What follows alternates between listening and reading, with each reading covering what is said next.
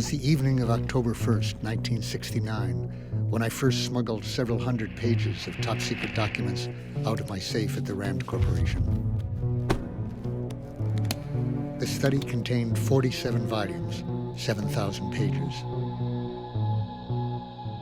My plan was to Xerox the study and reveal the secret history of the Vietnam War to the American people.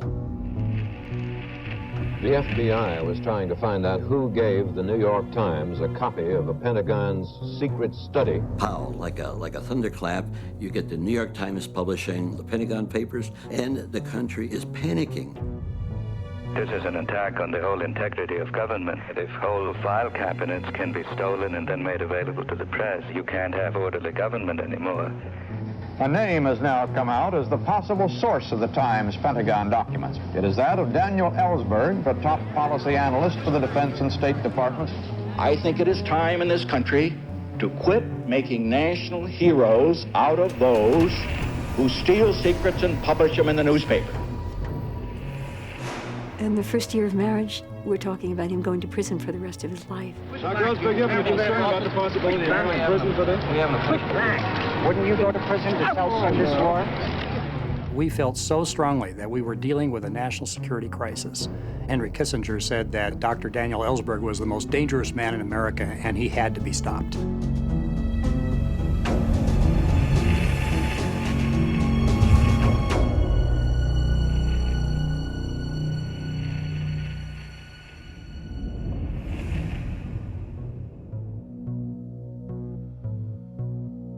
On the morning of August 4th, 1964, I began my first full-time employment in the Pentagon, working under Secretary of Defense Robert McNamara. My very first day on the job, all hell broke loose. A courier came running in with a flash cable saying that American warships were under attack in the Tonkin Gulf off the coast of North Vietnam. And I was getting these because my boss was already down the hall with McNamara, picking targets to retaliate against North Vietnam. Minute after minute, more cables came in. 3 torpedoes have been fired. 7, we are taking evasive action. At about 1:30, our time, comes a new cable from the commodore of the 2 ships. Hold everything, in effect. All previous reports of torpedoes are in question. In days, it was clearer and clearer that there had been no attack. I shall immediately request the Congress to pass a resolution. President Johnson was determined to prevent a communist victory in South Vietnam. He twisted the facts of the Tonkin Gulf incident to persuade Congress to give him unlimited authority to use military force. He then launched a war that would last another 11 years. By a number of hostile vessels. Senator Fulbright, you moved the Tonkin resolution through the Senate. Did you know anything about this? I accepted the story given to us by the President and Mr. McNamara and Mr. Rusk, and I believe General Wheeler. I had no reason at that time and under those circumstances to doubt the validity, the truthfulness of this whole operation. We still seek no wider war. No wider war? As I found out day by day in the Pentagon, that was our highest priority, preparing a wider war which we expected to take place immediately after the election. It's a war that I think ought to be fought by the boys of Asia to help protect their own land. And for that reason, I haven't chosen to enlarge the war. And that was a conscious lie. We all knew that inside the government, and not one of us told the press or the public or the electorate during that election. It was a well-kept secret by thousands and thousands of people, including me. Much has been written about the war in Vietnam, but little has made us understand what it is really like. My guest today, David Halberstam. I had a radio program that was syndicated across the country. I was down in Washington, D.C. at the time doing interviews of congressmen and people in the government. And a mutual friend had offered to host a party on my behalf, and he was inviting his friends, and he said, there's one friend I'll invite, but stay away from him. He's brilliant, but dangerous, meaning that he was quite a ladies' man, having just recently gotten divorced. He rang the doorbell, and they were those sunken lights from the ceiling, and they hit his blue eyes, And I just went, ah, like this. He was so handsome. I just thought of her at that time as above my dating class. I worked every Saturday, a full day, that's 12 hours, and every Sunday, half a day. I did think of calling her up when I had my first day off from the Pentagon and said, I have tomorrow off, and would you like to go see the cherry blossoms? And I said, no, I'm covering the peace rally for the radio program. This is my first day off. I've been working on the war now for 70 hours a week. And you can't really ask me to spend it at an anti-war rally. We marched around the White House. I was carrying her a heavy tape recorder. And I remember thinking, I hope this is not a still photograph in the Washington Post tomorrow where I am, because it's going to be a little hard to explain. And I bumped into some friends who were liberal, radical friends. And the husband said, how can you be going out with somebody who's working on Vietnam in the Pentagon?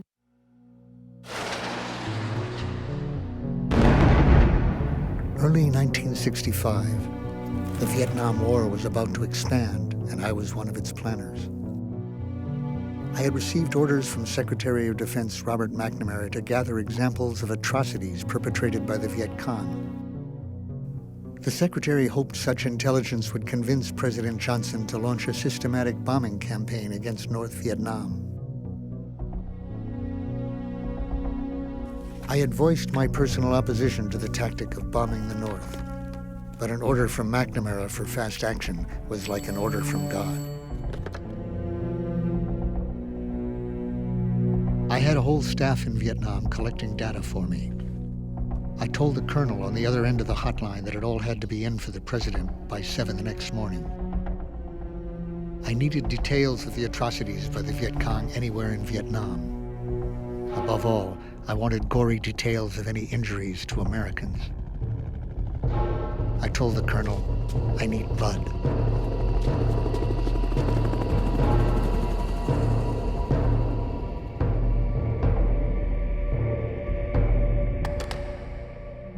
In the early 60s, Dan Ellsberg was a leading, if not the leading, young war thinker.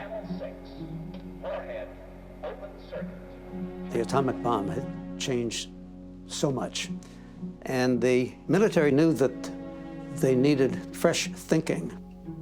And they established RAND and deliberately located it on the west coast of the United States so that it would be beyond the reach of anybody in Washington who wanted to meddle in it. And essentially, people were encouraged to think new thoughts, to think big.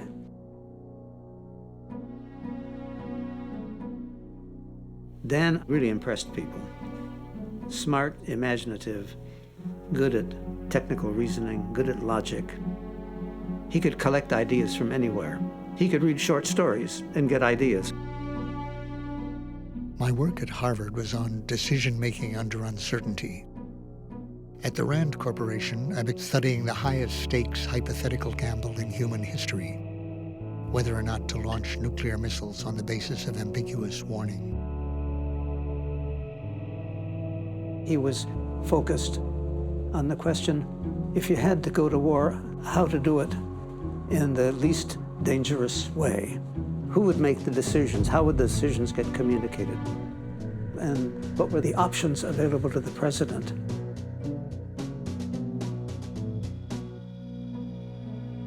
About 4 a.m., I got what I was looking for.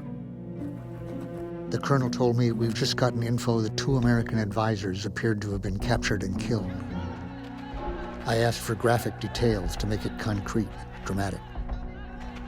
The colonel told me that their bodies showed signs of being dragged, perhaps by chains. I said, good, more like that.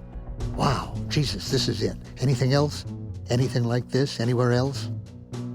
This was the only incident of its kind they found. It may have been the only one in the Vietnam War up to that point involving Americans, but one was enough for my report. At 6:30 a.m., I wrapped it up. A little after 9 o'clock, McNamara came back from the White House and told my boss to thank me for my input. It was exactly what he needed.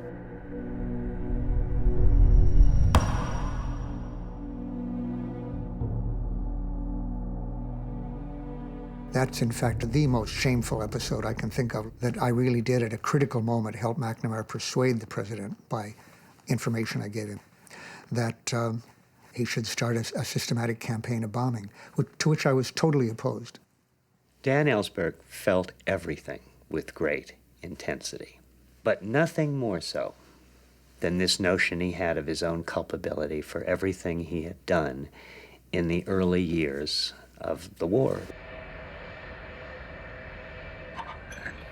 He had an important role in what became the most ridiculously disproportional bombing campaign in the history of the world.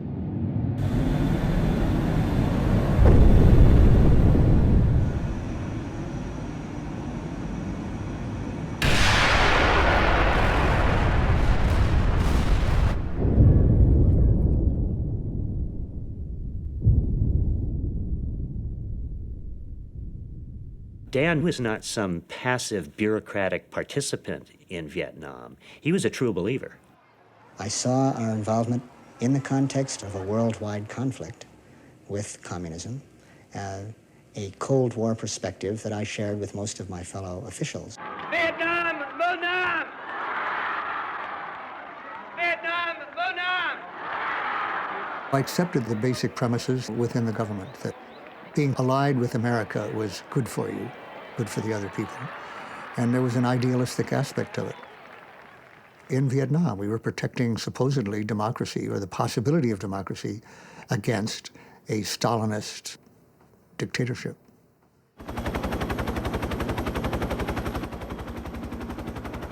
I didn't want to watch the war, which we were now committed, back in Washington. I wanted to be there. I learned in the Marine Corps that to know what's happening, you have to be up at the front line.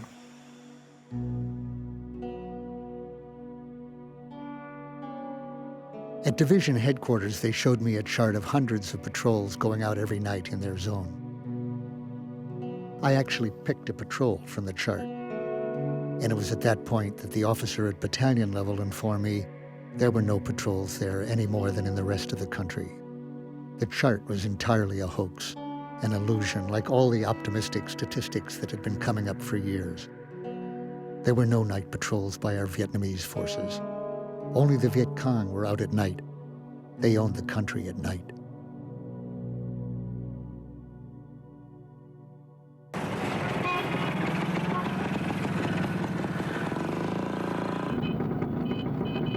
We were very much in love. I joined Dan in Vietnam, and on that trip, he asked me to marry him.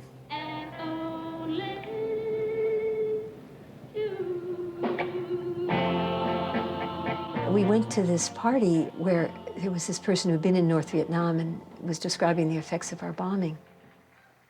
It was a just welling up of a kind of visceral disgust. And we left the party. Patricia, who'd had some drink during it, said, "How can you be part of this?" Because in some ways, he was more part of it than I think he realized.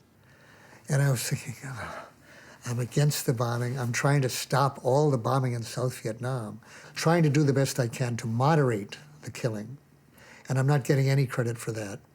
And she's holding me responsible for the whole war. My accusation of Dan, and I think the passion with which it came out, that really caused him to close off, because he was saying, I don't want to be with somebody that is that critical of me and that doesn't see that I'm risking my life to try to stop the bombing and trying to bring democracy to the country. But he was still buying into the whole zeitgeist of that war. The men that were his colleagues, who tended to be people in the State Department, were actually loving the whole scene of the danger, the risk, the adventure, almost like being in a John Wayne movie or something like that. I think a lot of people want to join the Marines to see if they're up to it. Never been able to throw a hard ball, couldn't play with guns. I wanted to be a soldier, so the Marines were the chance to do that. I think I was the only first lieutenant in the 2nd Marine Division to have a rifle company. And I loved being a company commander, having the responsibility for 211 men, being totally in charge of their welfare and their training. That was the happiest period of my life professionally, looking back on. Still is.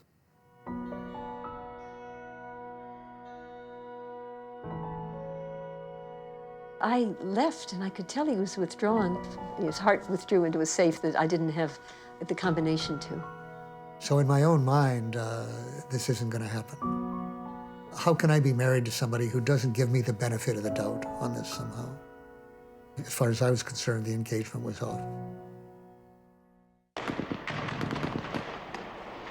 I first met Ellsberg in the paddy fields of the northern Mekong Delta in mid-1966. He had a Smyser submachine gun in his hand. He was dressed in fatigues, and he was attempting to lead an American infantry company on an attack on a sniper position in a hamlet. Dan Ellsberg then was very hawkish and very eager. And was he then a Marine? No, he wasn't. He was a civilian. A civilian, and so he was a civilian, but I asked him what the devil was he doing in the Mekong Delta with a Smyser machine pistol. He said he had gone there to look at how the war was going. He felt it wasn't going very well, and he wanted to see it go better.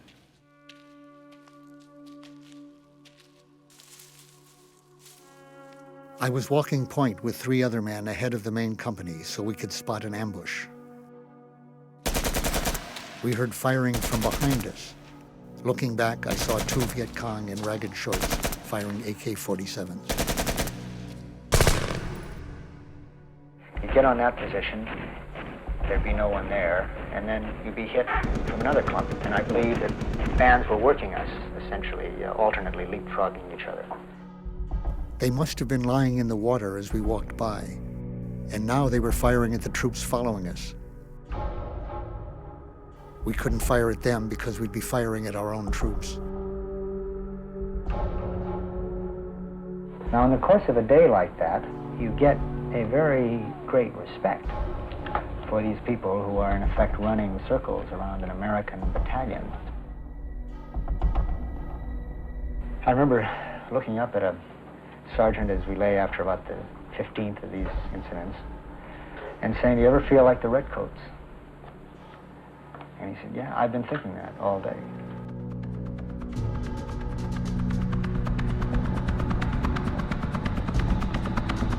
I was beginning to realize we couldn't beat this enemy in their own backyard. We were not going to win. These guys were not going to give up.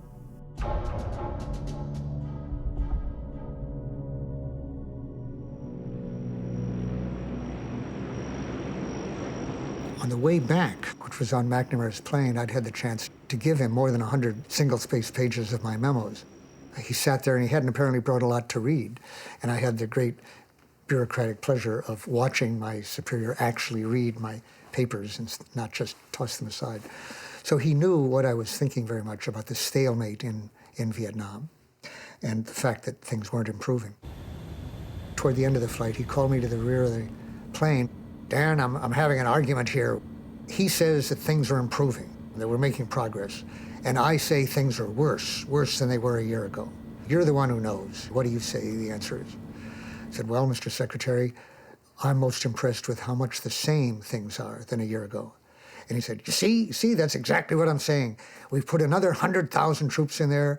Things are no better. That means they're really worse. We were on the ground, and McNamara was going out into a foggy day, and I was behind him. You asked whether I was optimistic or pessimistic. Today I can tell you that military progress in the past 12 months has exceeded our expectations.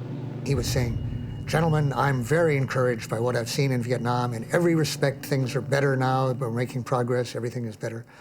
And I was thinking, I hope I'm never in a job where I have to lie like that. I learned that McNamara's grave doubts about the war continued to deepen. Behind closed doors, he recommended pulling back on the bombing and pushed for a political settlement. Johnson rejected McNamara's advice. McNamara had a sense then, very much like what people have now, that this was a tragic blunder, that we were in the middle of a catastrophe, and that it was important to try to understand how we had gotten into that catastrophe. In June of 1967, McNamara ordered a comprehensive study within the Pentagon on the history of U.S. involvement in Vietnam. We went to the Rand Corporation and recruited the people there who did historical studies. And then, of course, one of the people we asked was Daniel Ellsberg.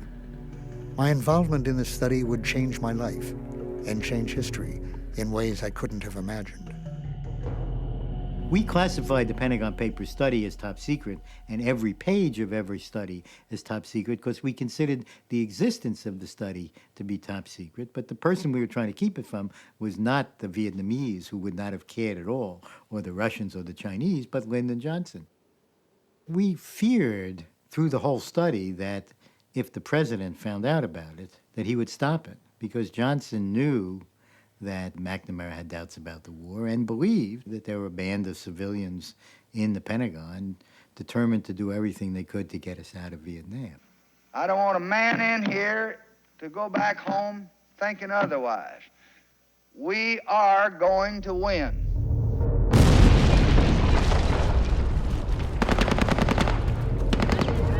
But Johnson's optimism was about to shatter.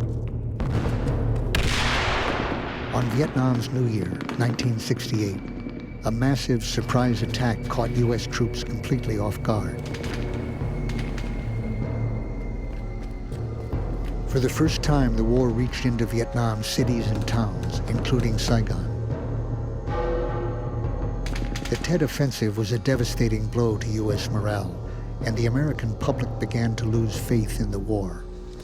With a bold series of raids during the last 3 days, the enemy in Vietnam has demolished the myth that Allied military strength controls that country. The communists hit the very heart of Saigon, the capital. When Johnson's top general asked for more troops, the request was leaked to the New York Times. The story caused a tremendous uproar in Congress. I would feel that our people were badly misguided and did not understand the consequences of such a disaster. Well, we agree on one thing, that they can be badly misguided, and you and the president, in my judgment, have been misguiding them for a long time in this war. I realize now that my previous attitude had been simply mistaken, that I wasn't discharging my responsibilities to the country, to the Constitution, to the public, or to the troops, by keeping those secrets which had led to the escalation of the war, that had been wrong. But the question was, what would make a difference? I met with reporter Neil Sheehan at the New York Times and leaked information about a secret CIA report on enemy troop strength. The story made the front page. It was the first time I had gone outside official channels to affect the conduct of the war.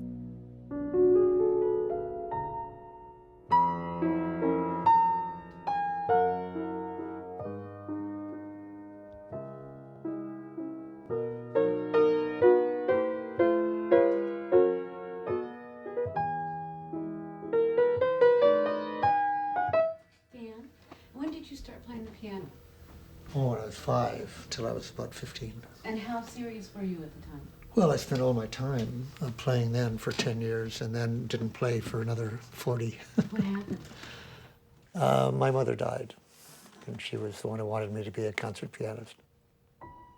On July 4th, 1946, we were traveling to Denver, going through the cornfields of Iowa. Very hot day in the middle of the day, and my father fell asleep at the wheel, and the car went off the road into a culvert, a wall rising by the side of the road, and sheared off the side of the car where my mother and sister were sitting, and killed my mother and sister.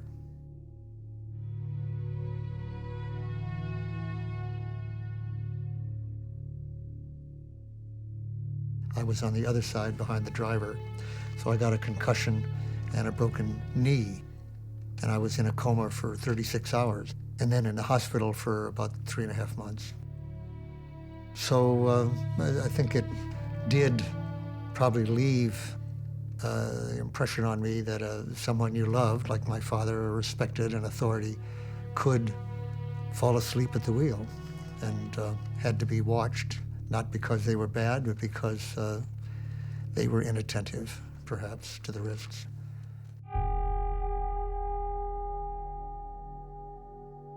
"11 months earlier, when I was 14, Hiroshima had been destroyed and Nagasaki. I was very concerned about this turn of human events. I thought it was very ominous. What I saw as a moral, extremely questionable act by our president, whom I admired, Harry Truman. It got confounded in my mind with my father's failure to stay alert and allowing the car to kill my mother and sister. I shall not seek, and I will not accept the nomination of my party for another term as your president. Never has so much power been used so ineffectively as in Vietnam. Support for the war was plummeting after Tet, and Johnson withdrew from the 1968 presidential race. I pledge to you, we shall have an honorable end to the war in Vietnam. Richard Nixon won the election, promising peace with honor. The public had been led to believe that he had a secret plan to end the war. Henry Kissinger was then talking about the need to get out of Vietnam with a decent interval. Now, that was quite a radical point of view for an establishment person at that time, to say we should be out, and all we ask is that they not embarrass us by taking it over immediately. That led, in me, but in nearly everybody, to the false impression that presumably Nixon agreed with it. Nixon didn't agree with that for a minute.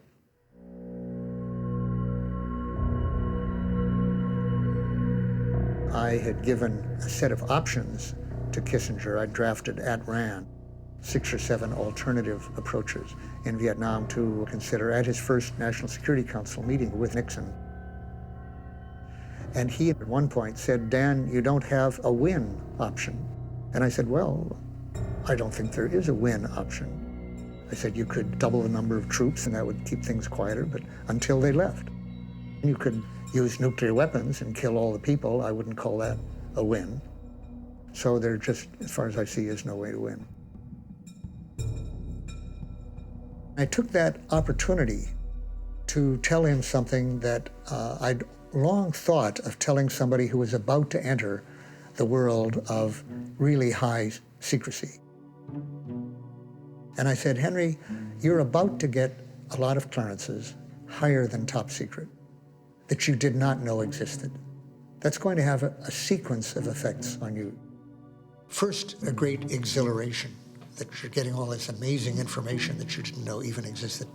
And the next phase is you'll feel like a fool for not having known of any of this. But that won't last long. Very soon, you'll come to think that everyone else is foolish. What would this expert be telling me if he knew what I knew?" So in the end, you stop listening to them.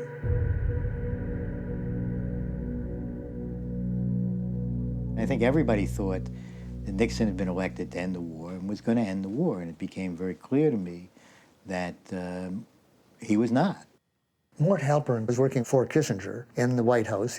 In the late summer of '69, Mort told me he's staying in and he's threatening escalation. For once, we've got to use the maximum power of this country against this shit-ass little country to win the war.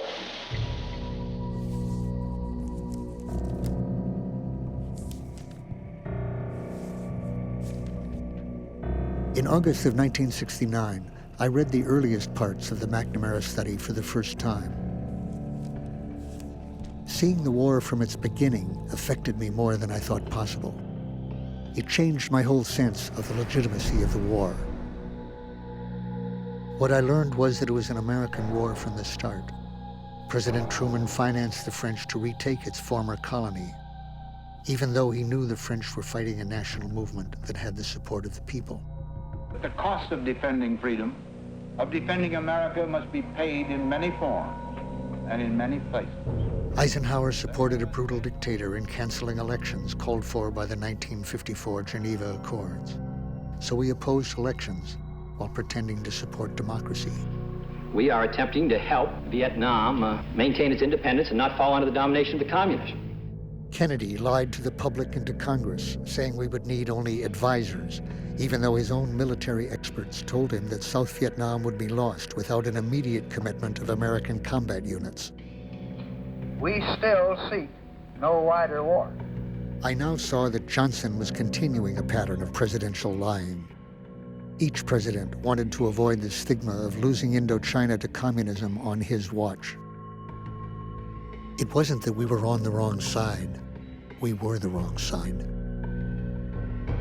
It was a crime from the start, carried out by 4 presidents as revealed in this study. And now a 5th president was doing the same, with no end in sight. The hundreds of thousands we were killing was unjustified homicide, and I couldn't see the difference between that and murder. Murder had to be stopped.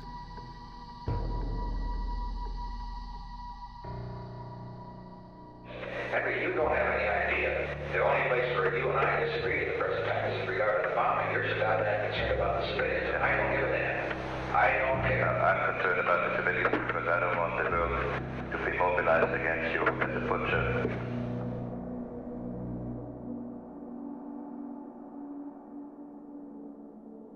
He came from an enormously powerful war bureaucratic machine. And so his thinking came from the entrails of that machine.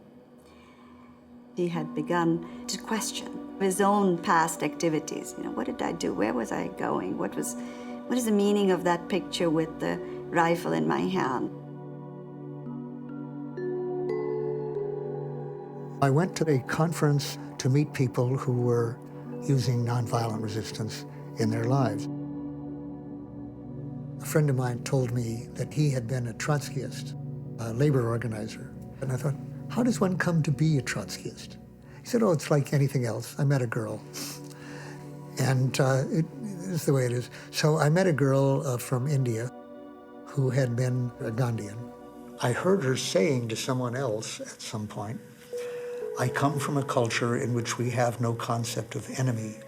And it seemed to me you could no more do without the concept of enemy than without the concept of zero in arithmetic. I read into his questioning a real wanting to know, and a real wanting to know because he had seen certain things that he didn't like and that he didn't want to have continued in the world.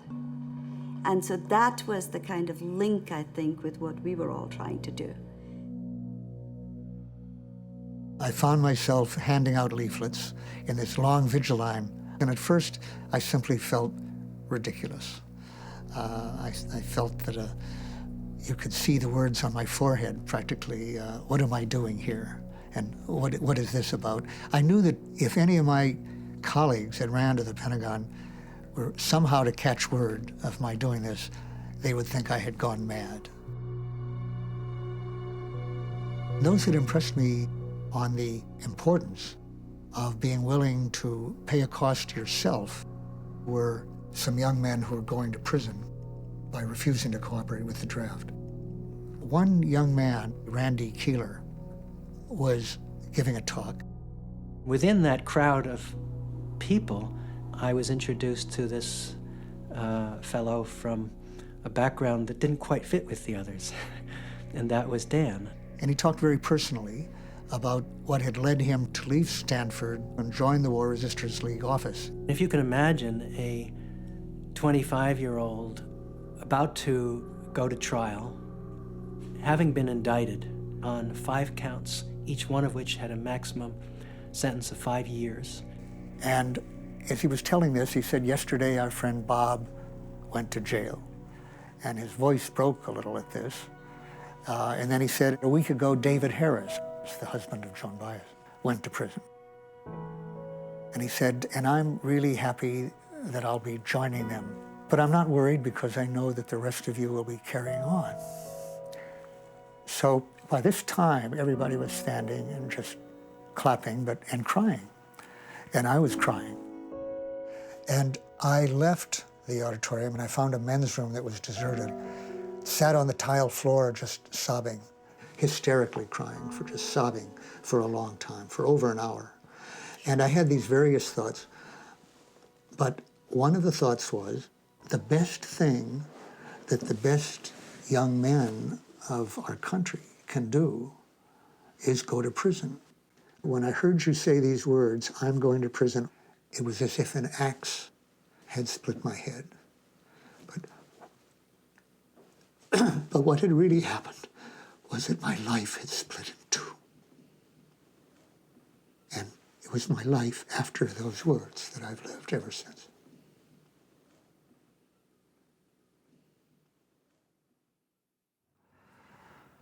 And eventually, I got up and washed my face, and then I think I cried some more, and then I thought, okay, now what can I do to help end this war now that I'm ready to go to prison?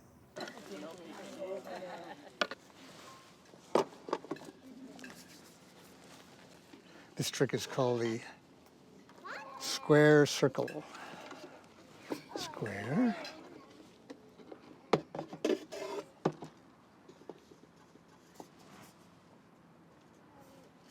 One of the things that stood out about Dan was how severe Dan's judgments were about himself.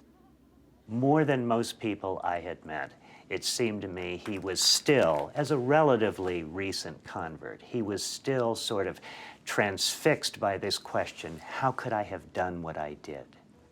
Okay. And slowly, he began filling in the blanks of this thing I had never heard of, the study. Now, I obviously didn't believe in magic potions, but clearly he was referring to something that was so definitive that it was capable of changing your view.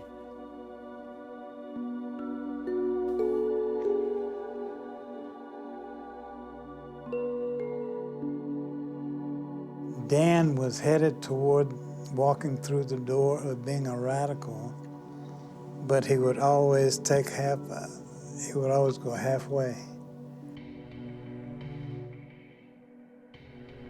Back at the Rand Corporation, he sought me out. He said he wanted me to brief him on intelligence in Vietnam, U.S. military intelligence. And so I said, okay, have a seat. All the Vietnamese have ever wanted is self-determination, really. He'd been in Vietnam for a couple of years and had a much more radical view of the war than I did at that point. And I talked to him quite a bit at Rand, and I liked him. He's a very likable person, very forthcoming, very funny, very, very smart.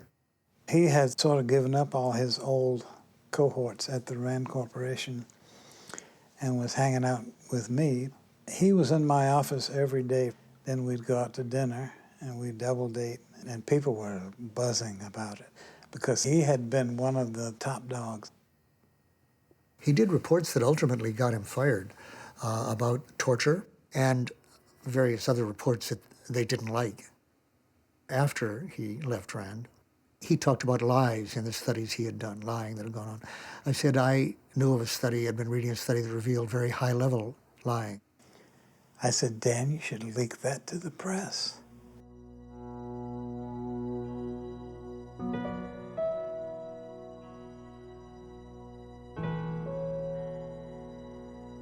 Keeping silent in public about what I had read and heard made me an accomplice. It was not only they who had kept all these decisions quiet, hidden from the American public. I had kept them quiet. My motives, to be sure, were initially those of an observer, a Rand social scientist interested in understanding the internal processes of government. But my role was one of a participant, even when I acted as an internal critic. Having expressed my objections, I stayed in place, observed, took part. In short, I did the jobs assigned to me. Henry David Thoreau said, "Cast your whole vote, not a strip of paper merely, but your whole influence." What if I were willing to give up my top secret clearance, my career, my privileged access to decision makers? What if I gave all that up? What if I were willing to risk prosecution?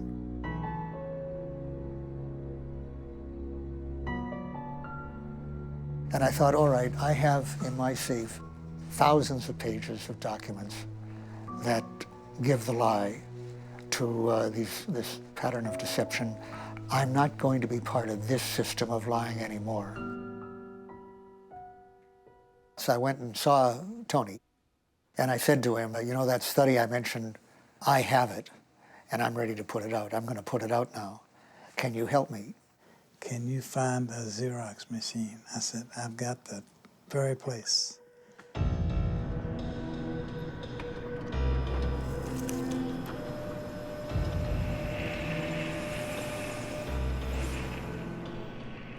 I began Xeroxing the McNamara study in the fall of 1969. At the end of the day, working at RAND, I would put several volumes into my briefcase to take with me. Walking past the security guards, I could feel my heart beating. I couldn't help thinking about the dozen or so secrecy agreements I had signed over the course of my career in government. The task seemed endless. I often worked through the night. Early in the morning, I returned the papers to my safe at RAND and headed home. I'll get back to my house on a little narrow beach in Malibu. I love to body surf, and I would go in every morning before I went to bed. And I remember at some point during this, being in the waves, in the sunlight, and looking back at the hills of Malibu and the waves, which I love, and thinking, how can I be doing this? How can I be giving all this up? I was 13 at the time. He said there was a secret history of the Vietnam War that he'd been reading, and he had a copy of this. And he had decided that he wanted to make a copy of it and make it available to Congress. He described it in terms of civil disobedience. Would I help him? I didn't suppose that he literally needed my help, but that this was something risky and very important to him, and it was important to him that I be a part of it in some way. And I think that very afternoon began copying the Pentagon Papers. The children were in between on this one in a way that I didn't realize. Their mother, my former wife, really thought that I'd done something very bad and had involved her children in it. Whereas my thought was that I'd given them a chance to be in on something quite historic. Well, I didn't know when I'd be stopped, and I thought it would be within a matter of weeks, and that I might never see my children again, except through thick glass. I wanted my son, who was 13, to see that I was doing this because I thought it was the right thing to do, and doing it in a straightforward manner, that I hadn't gone crazy.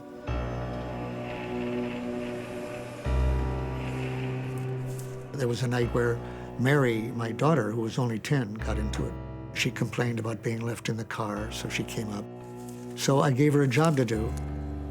Tony was copying, and Robert was collating, and Mary was cutting top secret off the top and bottom of the pages. Just working away when all of a sudden there was a knock on the door. There was a knock on the door, the glass door next to me, and I see two large blue uniformed policemen. And there was an LAPD standing there. And I said to myself, these guys are really good. So they saw this family scene, you know, of my 10-year-old daughter and 13-year-old son. I sort of casually covered the machine. I took the lid and I put it over the top secret stuff on this and cleared up a little and then opened the door. They said, no, your alarm's gone off again. And he said, oh, I'm sorry, I got to learn how to figure out how to do that. And they said, okay, you know, be more careful.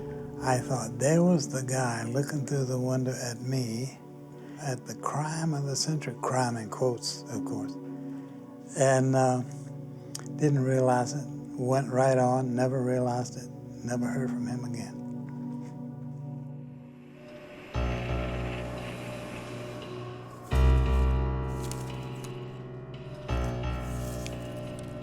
The study was 47 volumes, 7,000 pages. It would take me months of Xeroxing. I put my hopes in Congress. I took the papers to the most outspoken critics of the war. Surely they would embrace these revelations and would want to make them public. The people that I needed to talk to or somehow to reach were the ones who had been saying they had been against the war for years while I was supporting the war, longer than me, who said that they saw through the war, that they saw that it was wrong, and what I wanted them to do now, and what I still want them to do, and what they still can do, is to act. But no one did. Meanwhile, the war was escalating. Then I heard Congressman Pete McCloskey give a speech. I said, I think they're not telling us the truth about Vietnam, and I showed some of the things I'd just seen a month earlier. He had come back and revealed information about the secret bombing of Laos. Here was a U.S. representative using the word lies. So I thought, all right, here's a man with the guts then to use some documentation. And somebody handed me a note. The note said, you're right, I have information that will document what you're saying. And he said he'd like to discuss it with me, but he was shortly leaving. And if I was willing to come with him, we could talk about it on the way. So to show how desperate I was at this point, I was paying for a trip to California just to talk with this representative. And he had a passion about him, an intensity, I guess is the best way I'd describe him. He didn't smile much. He was deadly serious, wanting me to understand these documents. I thought then, and I think more now than before, that documents had a power to be taken seriously and to attract attention that nothing else did. I think all of us, knowing that they were top secret, were not sure what our rights were with respect to top secret documents. But those papers were a revelation. And I testified in front of the Fulbright Committee. Afterwards, I went up to him and I said, Senator, I've got a set of papers here that if they were known to the public, would cause public opinion to turn against the war. Well, he said, yeah, I got a set too.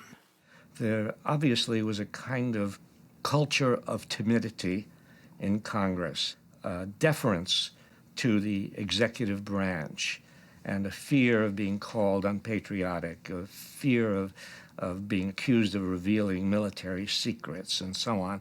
And this culture was so strong that even senators and congressmen who were against the war didn't want to do anything with the papers that Dan Ellsberg offered them.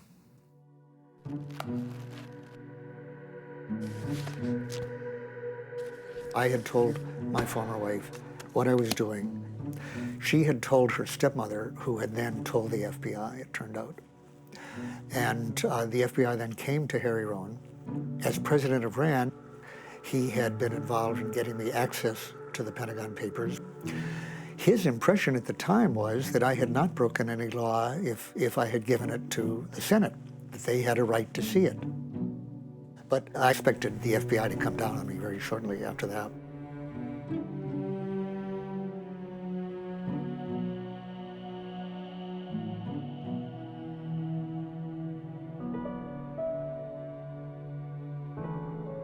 He had really radically changed in his view of the war, and I knew that. I knew he had changed. In the first year of marriage, we're talking about him going to prison for the rest of his life. He gave me a number of the papers to read, and as I was reading it, I was horrified by the coldness, the calculatedness, and in particular, the language of the torturers. They were quotes saying, we'll give the North Vietnamese one more turn of the screw, or let's try the water drop technique. And I was thinking, what is this? How can the leaders of our country be talking in this language and then misleading the American public? And then I just started to cry because I knew that he really had to give them out. And so there were tears in my eyes, and I came out and I just said, do it.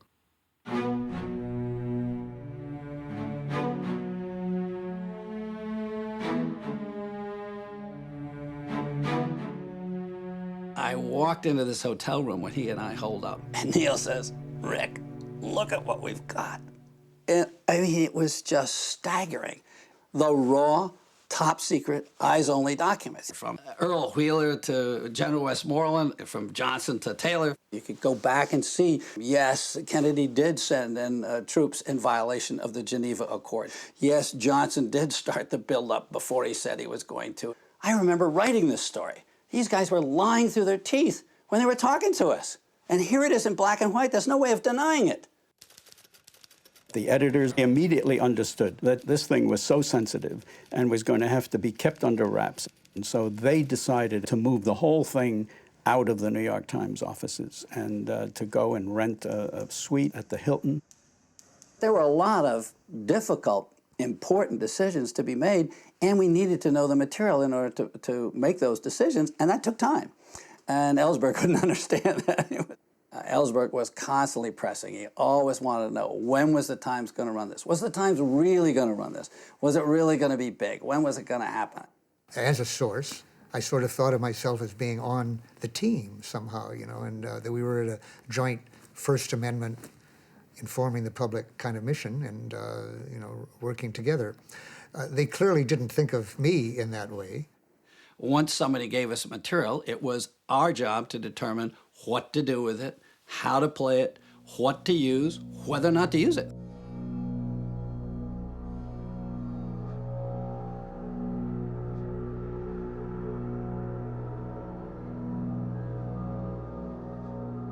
May 71, there was a planned demonstration in Washington for people to commit acts of civil disobedience, to block streets and to block bridges, to do everything possible to disrupt life in Washington in order to demonstrate the anger against the war.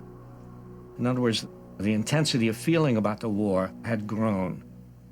So a number of us gathered in my apartment, Noam Chomsky and Dan Ellsberg and I, and we went to Washington and we formed ourselves as an affinity group. And Dan Ellsberg was, you might say, our squad leader. He took command, and he was telling us when to get up and when to sit down and when to move and where to move, and he was very decisive, and we followed his orders. Not exactly a democratic situation. We would sit down in the middle of the street, tear gas would be lobbed in our direction, and we would run. The National Guard was out, and the 101st Airborne had descended on Washington. The level of anti-war activity had been raised.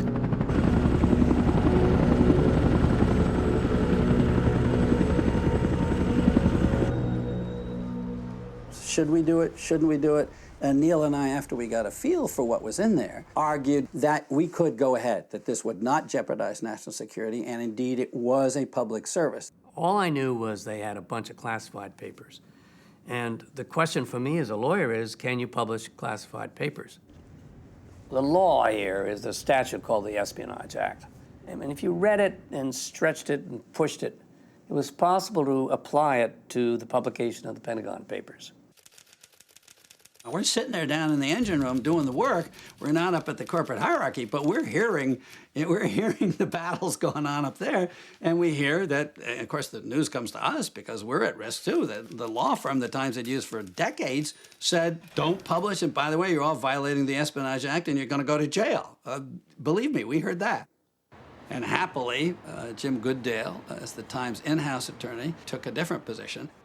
The risk that the New York Times took was a life and death risk of an institution. And I don't mean the 5,000 people who work for the Times. I mean the leader of the institutional press in a free country. Lurking in the backs of our minds was the fact that we would never survive just suppressing this material, that sooner or later it would be known that we had it and that we had flinched and that we had not published it and that would have been such a disgrace. And we heard the publisher wavered back and forth. And then finally, about 10 days, while we're gearing up this, what were we publishing? Gone with the Wind 3 times over in 10 days? I mean, this was a huge project. We finally hear the publisher had signed off and was going to agree to do it. And I remember that Jimmy Greenfield told us he was taking the publisher golfing on Saturday, which was the day the presses ran, to make sure the publisher didn't change his mind. I guess it was a Saturday night. The four of us, Dan and Pat Ellsberg and my wife, decided we'd go to the movies, see a movie that Dan Ellsberg, I think, had seen 7 times and wanted to see again, Butch Cassidy and the Sundance Kid. I could see that Dan was agitated in some way, and I asked him what was going on, and he said he had called a friend on the New York Times, and this friend of his said, well, I can't talk to you now. The Times building is encircled by armed guards, and the printing presses are rolling, and we are printing tomorrow a top secret government document.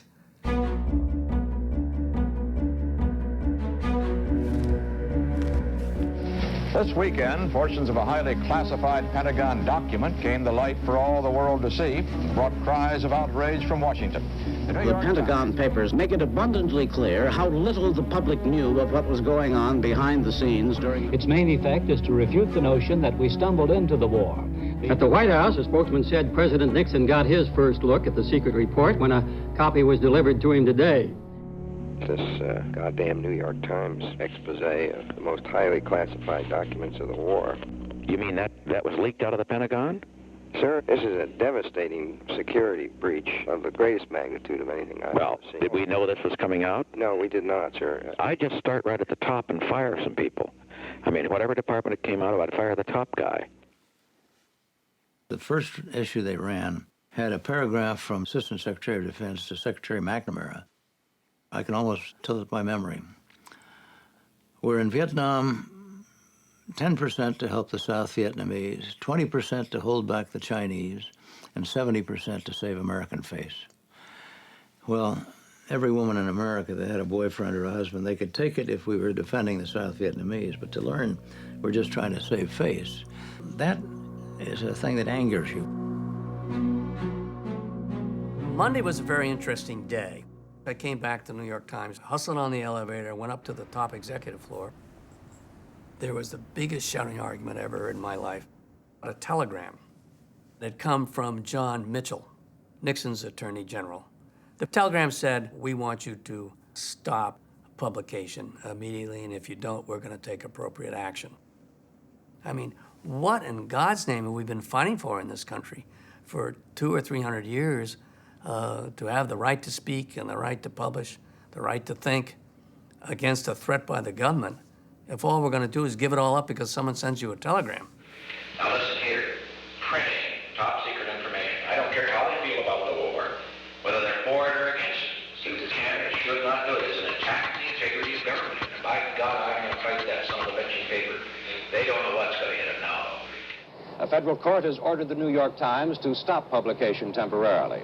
The government asked for and got an injunction against the Times. Before the Nixon administration enjoined the New York Times, there had never been another injunction brought against a media company in a federal court.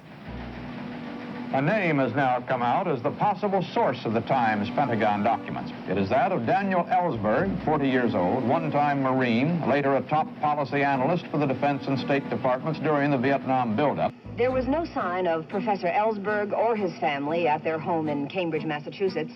And we're looking on the television, the morning news, and we notice that the FBI is at our little apartment in Cambridge.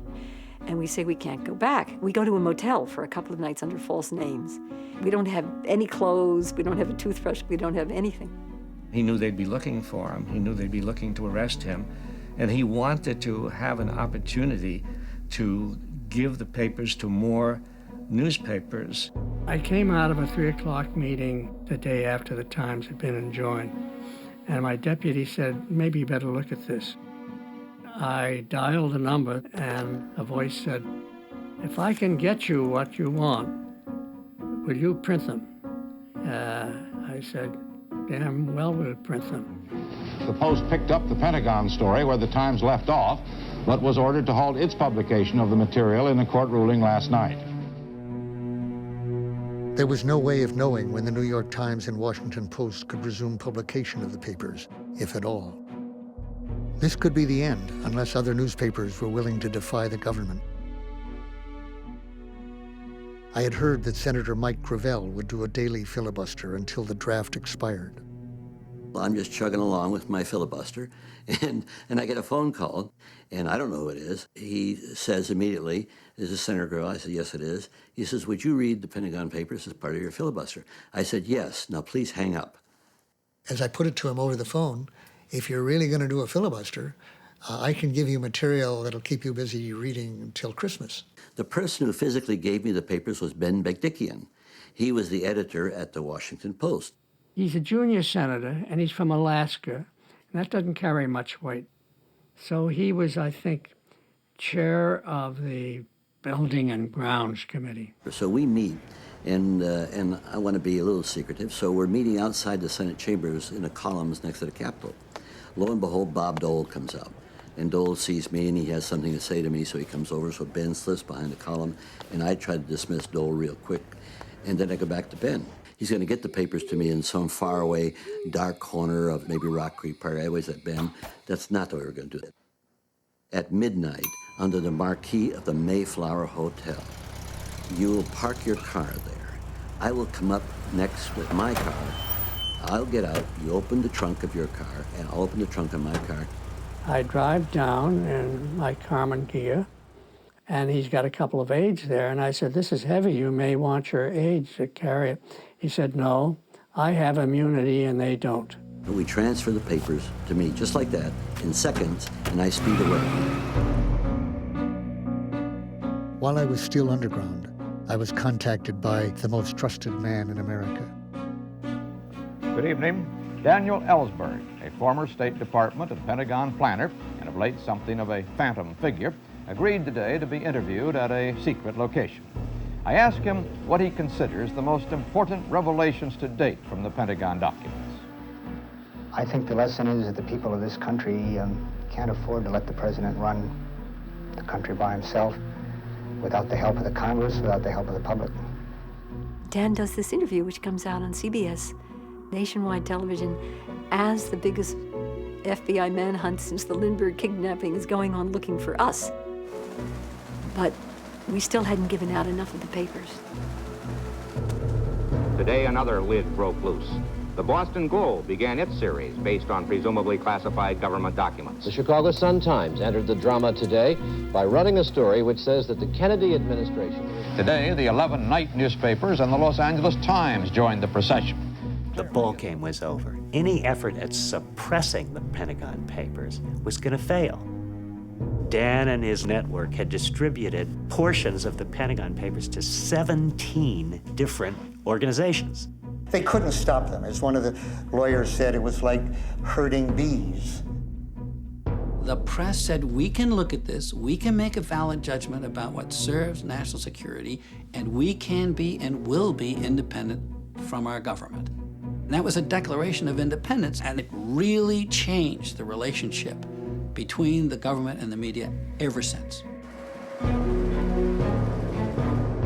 The Pentagon Papers story was on the nightly news, the first 7 or 8 minutes of the nightly news, every night for 2 weeks. So that gave it as much public attention as I could possibly ask for. We were underground, so we were able to watch the news day and night. And this thing was unfolding in the most dramatic way. Alaska's 41-year-old Democratic Senator Mike Gravel held a mock meeting of his subcommittee on buildings and grounds with only himself present and began reading aloud the 7,000-page Pentagon secret report in public.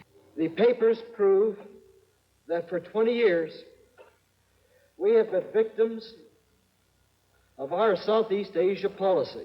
I was frightened to death over releasing the Pentagon Papers. I had no idea whether I was going to prison. All I could think of was, my country is killing people, we're maiming Americans, and this is terrible. And so I was overcome with emotion, not patriotism, just emotion of something you love dearly that has gone astray. He continued until exhaustion and emotion overcame him after 1 o'clock this morning. I collected myself, and I asked, now keep in mind, I'm the only one on the committee. I asked unanimous consent to put all of these papers into the record, and I've got the gavel, and I slam it, and I say, hearing no objection, so ordered, that's it. Papers are out. They're in the Senate record. Can you stop? Hold on.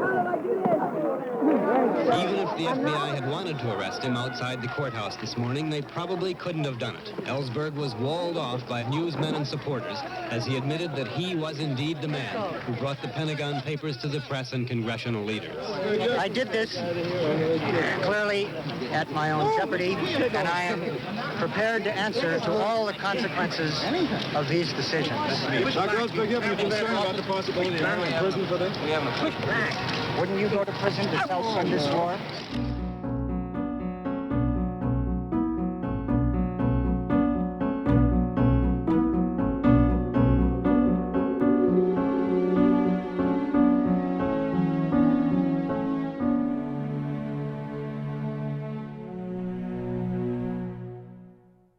one of the most important judicial decisions in the history of the country, the Supreme Court today ruled that the New York Times and the Washington Post may continue to publish the secret Pentagon papers. The ruling was amazingly simple. It was that proving the need for prior censorship is a heavy burden, and the government didn't meet that burden. The decision was a great one. The story today is what the Constitution of this country means to us. I've never appreciated what the meaning and importance of separation of powers is so much as in the last week. Were you surprised at how the When Dan Ellsberg released the Pentagon Papers, he was doing it to stop the war. Perhaps the most important legacy he left us with, though, was a Supreme Court case, the Pentagon Papers case, which is perhaps the most important First Amendment decision in the court's history. I can guarantee you that every day there's a First Amendment lawyer out there citing the Pentagon Papers case in order to protect free speech and free press against government encroachment. When we finally won the right to continue publication from the Supreme Court, this was a firm ruling that national security alone, the cry of national security, does not justify censorship in advance. I wanted to tell you that I was so damn mad when that Supreme Court had to come down. First, I didn't like their decision, but unbelievable, wasn't it? It was unbelievable. You know, those clowns we've got on there, I'll tell you, I hope I outlive the bastards. Persons close to the president vehemently deny that he is in any vengeful mood toward the New York Times or any other newspaper. As for fears expressed by reporters and editors that there is big trouble ahead from the administration, the Nixon men say that is pure paranoia, ridiculous. Mr. Ellsberg, or Dr. Ellsberg himself, has been hailed as a hero by a lot of people, condemned as a traitor by others. We welcome, please, the man who made the whole thing possible, Dr. Daniel Ellsberg.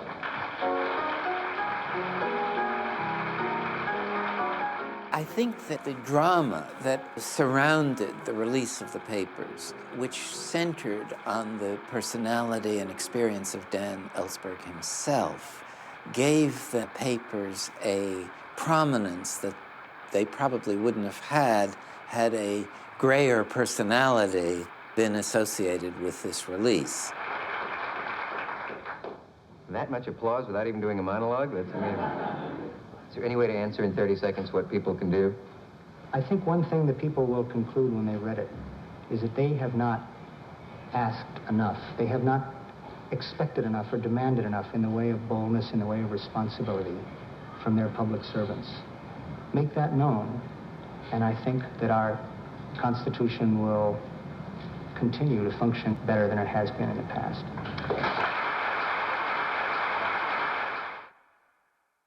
I think he did betray a trust, and he put in jeopardy not only his welfare, but that of everybody else who was involved.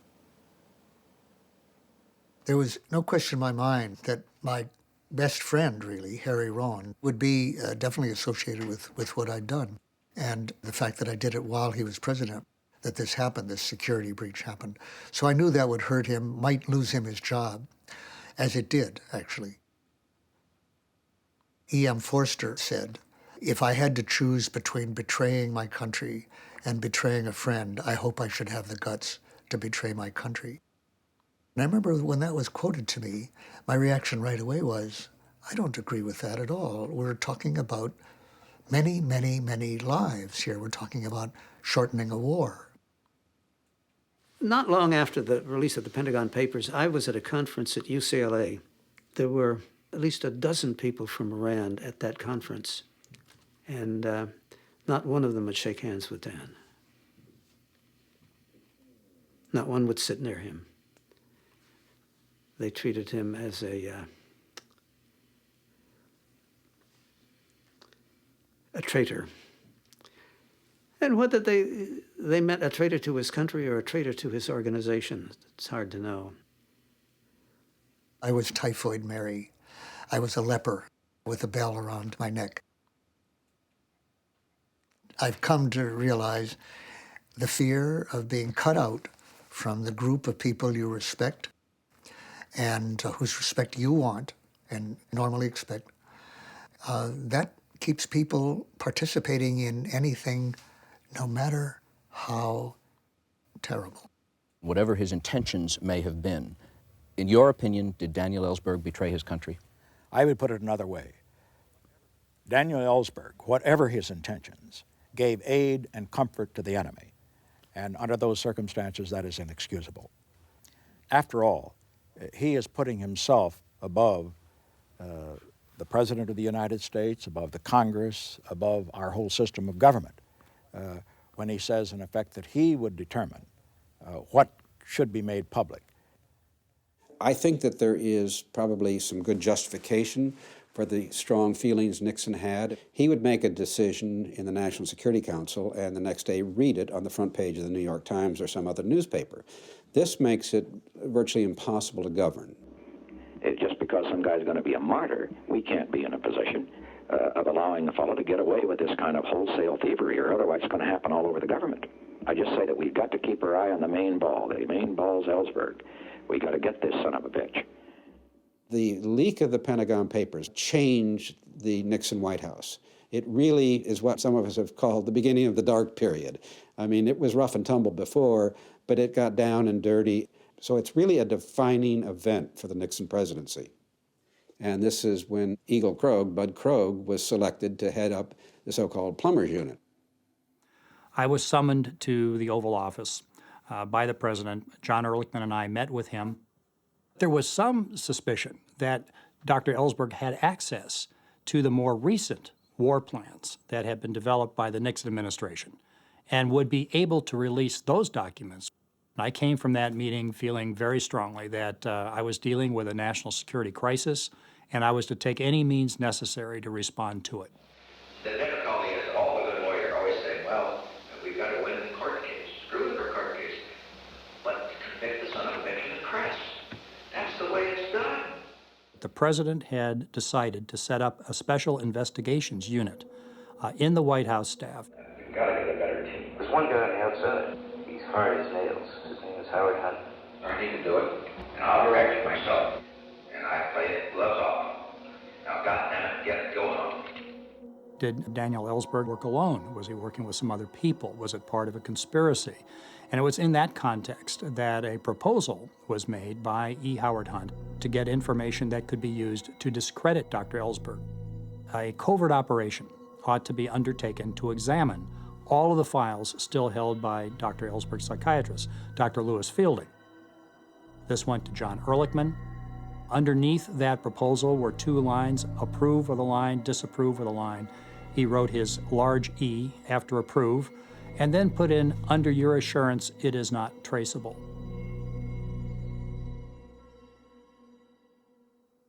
The FBI came one day and said, I'm afraid we have a subpoena here for you to testify today at the grand jury. My father was very upset. He somehow thought that there was something more that my mother could do to prevent this somehow, if she had better legal advice or whatever her attitude was. So you're the one who got him into this. Of course, he's gonna just tell the truth. And my father said, well, of course, you've got to just tell the truth. My personal involvement in the whole thing, the people I knew about, and the copying of the Pentagon Papers, that became the focus of the indictment. I have a statement. I have a prepared statement that I'd like to read.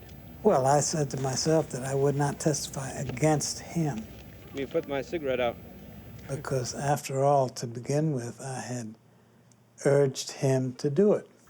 The Attorney General offers me the alternative of collaborating with him in his attempt to prosecute Daniel Ellsberg by testifying in secret before a grand jury. For me, that is no choice. He was immediately put in custody for contempt of court. He offended the prosecutorial team by refusing to cooperate in any way in the grand jury. If Tony had testified, he would have been out scot-free. The first thing that came to my mind was Gandhi's dictum, you should not cooperate with evil.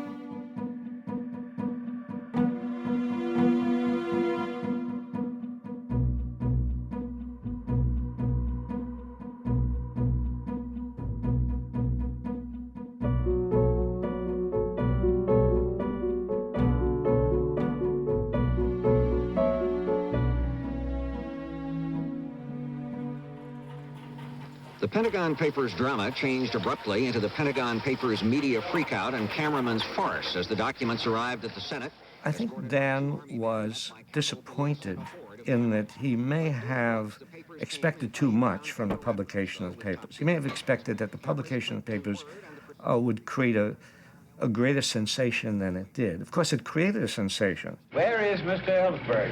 I hope he's in the jail. But I think he was disappointed in the fact that the substance of the papers, the content of the papers, did not seem to be absorbed by the public. I gave up my job, my career, my clearance, and I staked my freedom on a gamble. If the American people knew the truth about how they had been lied to, about the myths that had led them to endorse this butchery for 25 years, that they would choose against it. And the risk that you take when you do that is that you'll learn something ultimately about your fellow citizens that you won't like to hear. And that is that they hear it, they learn from it, they understand it, and they proceed to ignore it.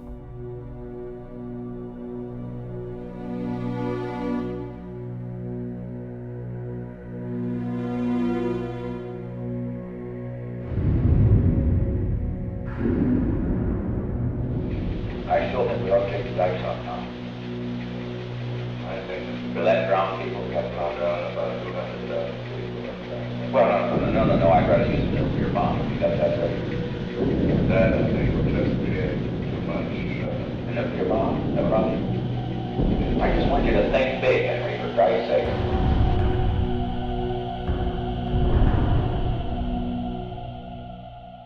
I remember speaking about a year ago and expressing the hope that we would end this war before we had dropped another 1 million tons of bombs on the Vietnamese. Well, that hope has been disappointed. We could never get into the paper the very fact that we had reported the bombing tonnage. They didn't even go so far as to say, the Ellsbergs have this funny habit in every daily press conference of saying, here's how many bombs we dropped last week. We've dropped another 200,000 tons of bombs on Indochina. That's 10 Hiroshimas, 1 Hiroshima a week. They never even mentioned we'd said it, let alone reflect on the fact that it was happening. When I knew we were going to bomb Vietnam forever, that was like bombing the neighborhood. The people there were more than pictures for me, and they were more than numbers.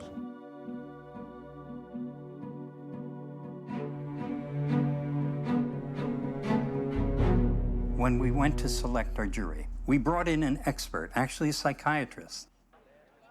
He told us we were defending 2 young men, bright, high achievers, men with a future, who were willing to risk it all for the sake of not themselves or their own careerist interests, but for the sake of a principle.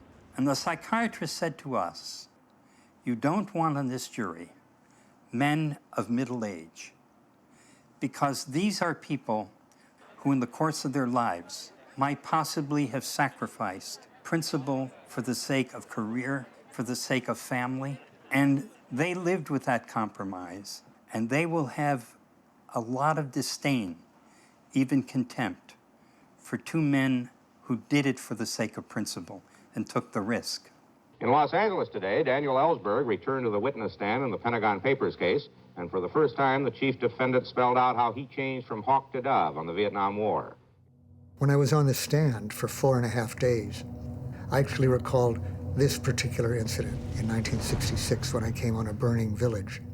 That it was burning because our Vietnamese troops had fired on it. And in the course of that, I saw some kids picking through the embers of their huts for a little plastic doll.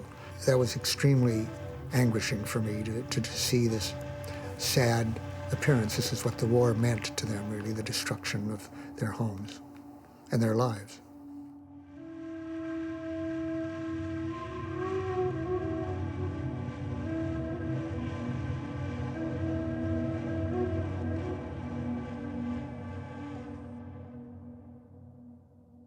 At the Pentagon Papers trial in California today, it was revealed that the people who burglarized the Watergate also burglarized the office of Daniel Ellsberg, psychiatrist. Mr. Ehrlichman, are you telling me that the break-in to Dr. Fielding's office was to satisfy the President of the United States?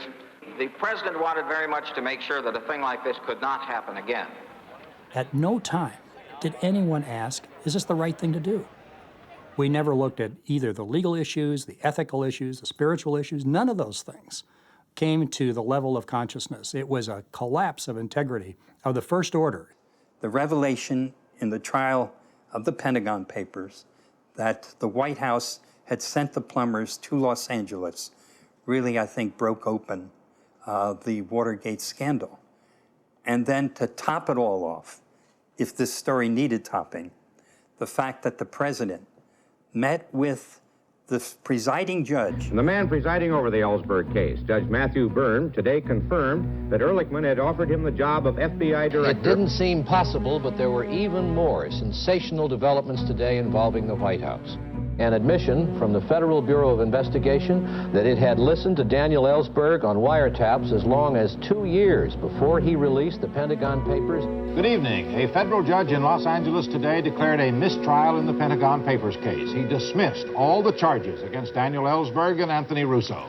The judge ruled that the government had so tainted its own case as to make a fair trial impossible. A presidential prosecution that started, we now know, in order to help re-elect a president, and it's ending now, I think, to avoid impeaching that same president. But it won't stop that process because the facts, thanks in part to this trial, are out on the table. They're out of the safes, just as the Pentagon Papers are out of the safes, and they're the same kind of facts. And they can't be put back in the safes. Son of a bitch thief is made a national hero and sending it off on a mistrial. New York Times gets a Pulitzer Prize for stealing documents. We're trying to get at thieves. What in the name of God have you come to?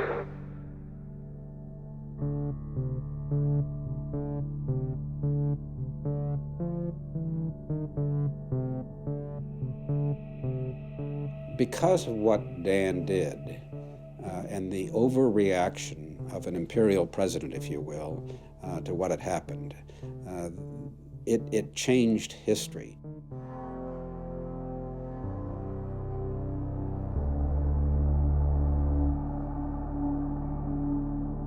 It was the cover-up of the Ellsberg break-in that concerned the White House. And the seeds of all of Watergate occur in the Pentagon Papers.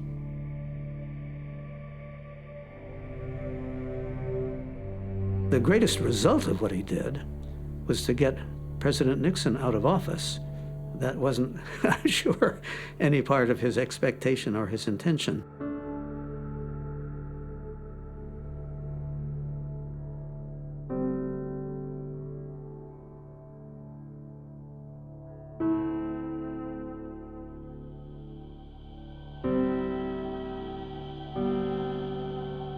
What has remained significant about the release of the Pentagon Papers is the decision by a public official to give priority to conscience as compared to career.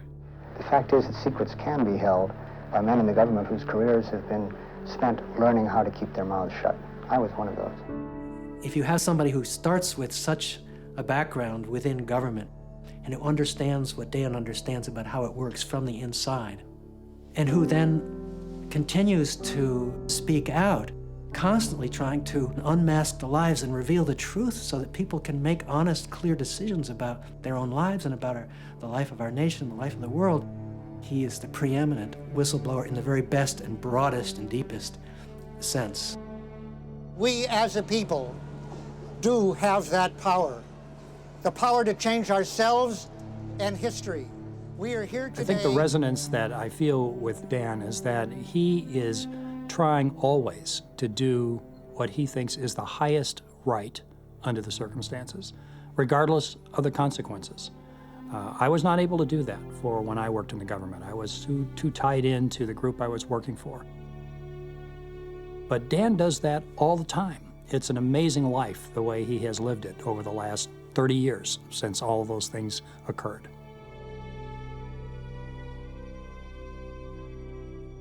His act had an effect on him, a profound effect on him and on the rest of his life. He was never going to rest easy from that point on unless he was part of some movement against war and for social justice. So all these years since then, he has acted in the same spirit in which he revealed the papers to the nation. The courage we need is not the courage, the fortitude to be obedient in the service of an unjust war, to help conceal lies, to do our job by a boss who has usurped power and is acting as an outlaw government. It is the courage at last to face honestly the truth and the reality of what we are doing in the world and act responsibly to change it.